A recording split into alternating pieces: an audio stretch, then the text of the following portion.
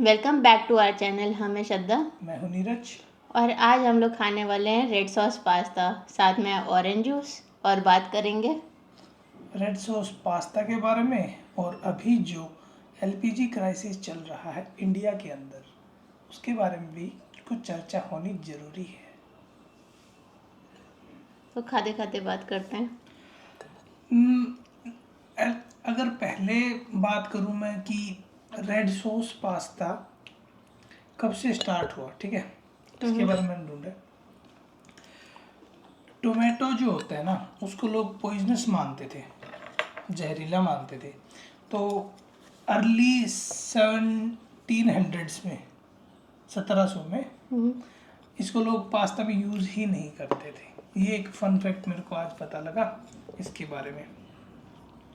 तो जहरीला मानते थे, पर ठीक भी बात है। जैसे सबको बताया जाता है कि कोई चीज़ बहुत ब्राइट रेड नेचर में है तो जनरली जहरीली मानी जाती है। कि जैसे ब्राइट रेड में मशरूम है तो उसको जनरली जहरीला होता है, ब्राइट कलर के सांप हैं तो जहरीले। तो सेम लॉजिक अप्लाई हो सकता है जिसको ना पता हो। अच्छा बहुत बना है, बट बहुत टेस्टी। Thank you. ये पास्ता का शेप बड़ा सा यूनिक सा है। ऐसे दिखाते हैं कौन सा शेप है। अभी फ़िलहाल मिक्स करने की वजह से सब टूट फूट गया। ऐसे घुमा हुआ छोटा सा पेड़ तो जैसा ये है। जहरीला मानने वाली बात है ना, ये सिर्फ यूरोप में थी। पास्ता स्टार्ट भी तो यूरोप में ही हुआ है। जैसे इटली में पास्ता बनने की लेकिन इसका स्टार्टिंग हुई। इन्वेंशन 16th या 17th सेंचुरी के बाद पॉपुलर हुआ है, जब टोमेटोज यूरोप में आए। तो मतलब पहले यूरोप में टमाटर ही नहीं थे। लोग खाते ही नहीं होंगे तो क्यों होंगे।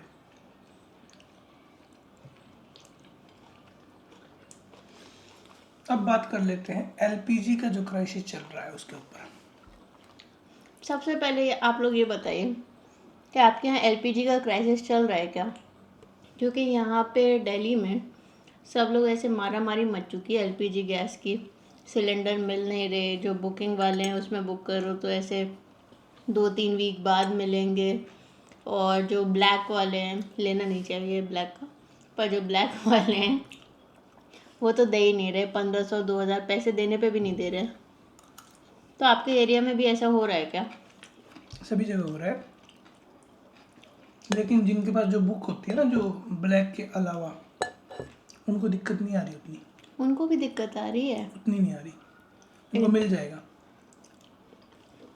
थोड़ा टाइम वेट करना पड़ रहा है ना।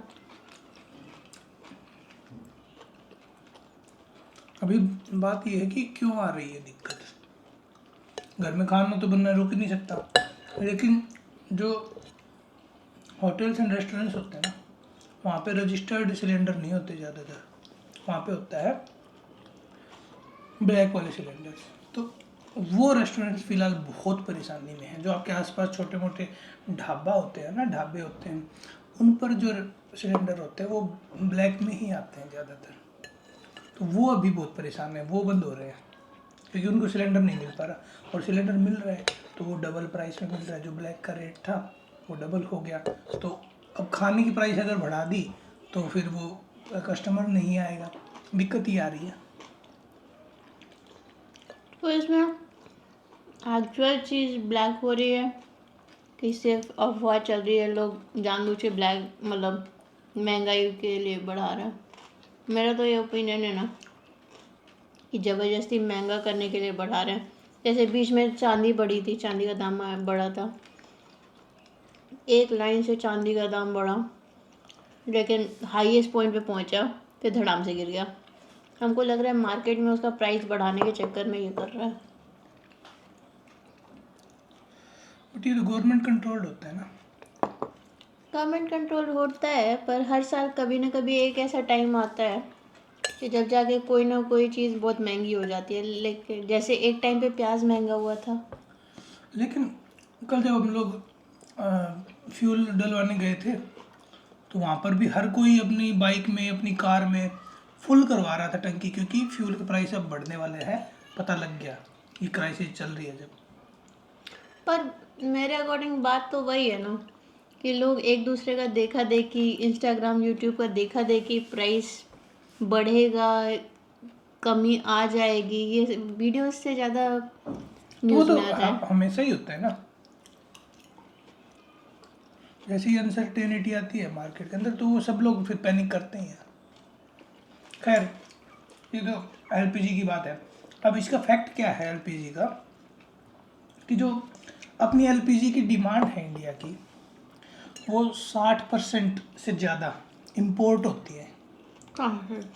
अरब देशों से होती है, जहाँ पे गैस होती है, जहाँ पर ज़्यादातर अरब से होती है अपनी। अरब जैसे कि दुबई,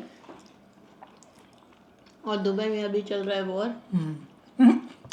वो दुबई में नहीं चल रहा, लेकिन वहाँ पर अटैक्स हो रहे हैं क्योंकि यूएस है वहाँ पर बैठा हुआ इसलिए। हमने सुना है जैसे ईरान जो वॉर करा रहा है, हम्म, ईरान में भी फ्यूल की बहुत प्रोडक्शन होता है फ्यूल का ईरान में, हम्म। ऐसा। तो ईरान तो डायरेक्ट वॉर है, ये भी वॉर में ही है वो तो हम्म। इसलिए वो अभी वहाँ से बिजनेस जो हो रहा होगा वो दिक्कत आएगी उसमें। चलो वो तो लाइक बहुत ज़्यादा जियो पॉलिटिकल फैक्टर्स में नहीं जाए ना, फैक्ट्स के ऊपर बात करनी है। कुछ फैक्ट्स, व्हाइट सॉस पास्ता पे आते हैं।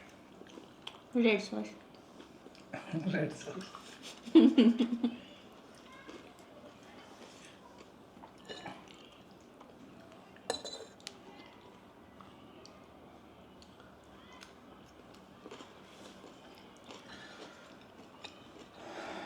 सॉस पास्ता वाटर से थिकन होता है, वो तो पता ही है।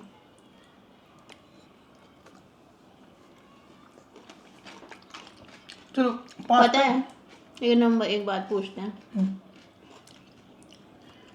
जैसे पास्ता बनाने में जो सॉस होती है उसमें रेगुलर पानी डाला जाता है कि जो पास्ता जिस पानी में उबाले हो वो पानी डाला जाता है? तुम्हें क्या लगता है?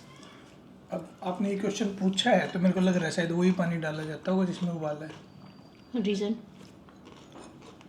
उसमें स्टार्च होता है पास्ता का। ये असली रीज़न है कि सॉस थिकन होती है, क्योंकि जिस पास्ता के पानी में आप उबालते हो उस पानी में स्टार्च चला जाता है पास्ता का, और उससे सॉस थिकन होती है तो उसमें अच्छा फ्लेवर आता है।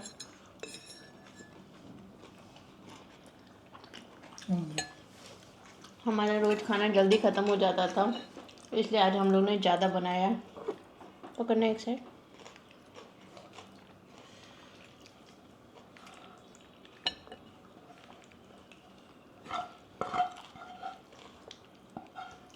बहुत अच्छा लग रहा है, टेस्टी भी है, पेट भी भर रहा है। और हेल्दी भी है क्योंकि इसमें हमने कम से कम 4 तरीके की सब्ज़ी डाली है। इसमें पड़ा है प्याज,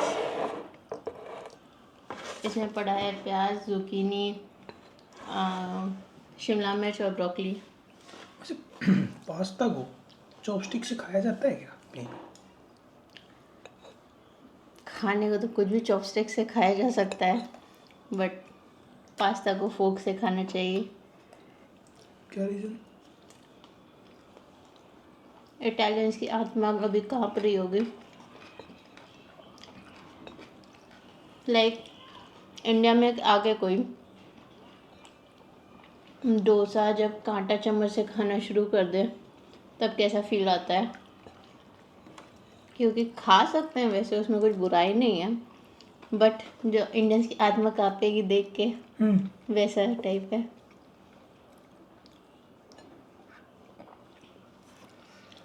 काफ़ी फिसलता भी है।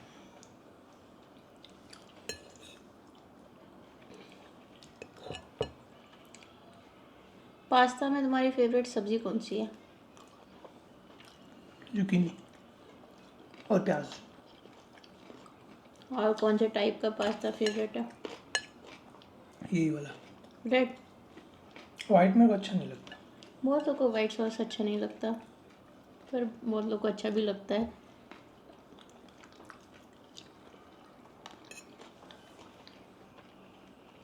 कमेंट में बताओ आपको कौन सा पास्ता अच्छा लगता है, रेड या वाइट, या फिर आजकल तो मिक्स भी आता है? करोल बाग में ये बहुत पॉपुलर स्पॉट है पास्ता का। हम्म।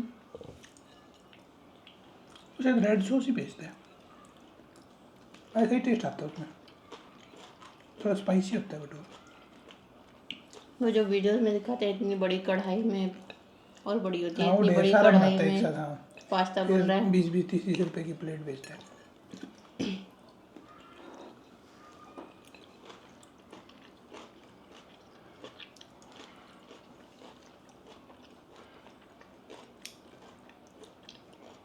तुम्हें पता है हर खाने की हम्म, प्लेट अलग अलग डिफाइंड होती है।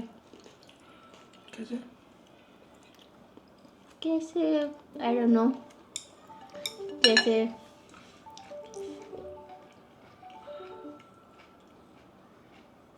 जैसे इस स्पेसिफिक प्लेट को पास्ता प्लेट बोलते हैं। हम्म, क्योंकि ऐसे खड़ी होती है और फिर थोड़ी सी कर्व हो जाती है।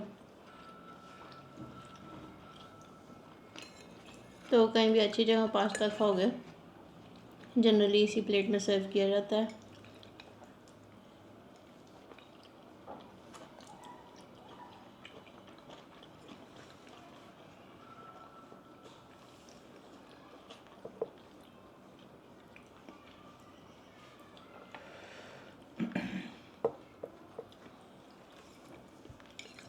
और कुछ पास्ता के बारे में आपको पता हो?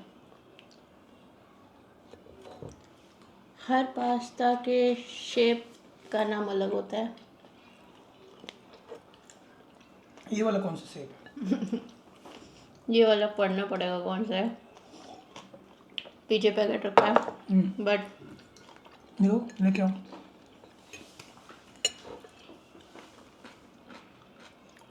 इस पास्ता के शेप का नाम है गिगली। फनी नाम है पर गिगली गिगली। हाँ, जैसे इन जनरल बता रहे हैं पास्ता जो है एक ही डो से बनेगा, ठीक है, एक ही आटा है सान लिए, लेकिन अगर तुम उसको 5 शेप में फोल्ड कर दिए, बस फोल्ड किए, आगे कुक प्रोसेस कुछ नहीं, बस फोल्ड कर दिए अलग टाइप से, तो उसका नाम अलग हो जाता है। टेस्ट सेम रहेगा जनरली मे बी, क्योंकि अलग अलग पास्ता शेप में क्या होता है, अलग अलग फॉर्म होते हैं, अलग अलग फोल्ड होते हैं, तो सॉस को होल्ड करने की कैपेसिटी उसकी अलग अलग होती है। जैसे ये वाला पास्ता है, ये ऐसे घूमा हुआ है तो इसमें ज़्यादा सॉस अटकेगी, और जो पेने पास्ता या मैक्रोनी होती है उसमें कम सॉस अटकती है, तो उस बेस पे हर पास्ता का नाम अलग होता है। मुझे मैकरोनी ज़्यादा पसंद है। हमको फैंसी पास्ता।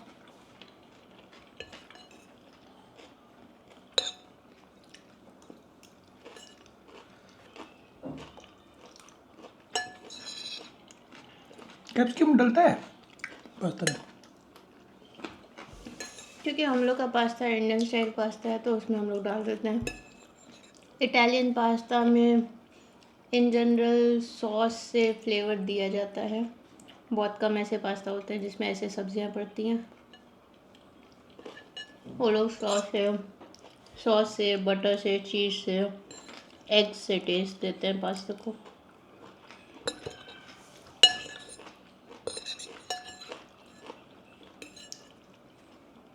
पर हम लोग थोड़ा उसमें चटपटा डाल देते हैं, मिर्ची डाल देते हैं। अच्छा, बहुत बढ़िया। तो पास्ता तो ख़त्म हो गया, और आज की बातें भी। मिलते हैं अगले एपिसोड में, तब तक के लिए बाय। बाय।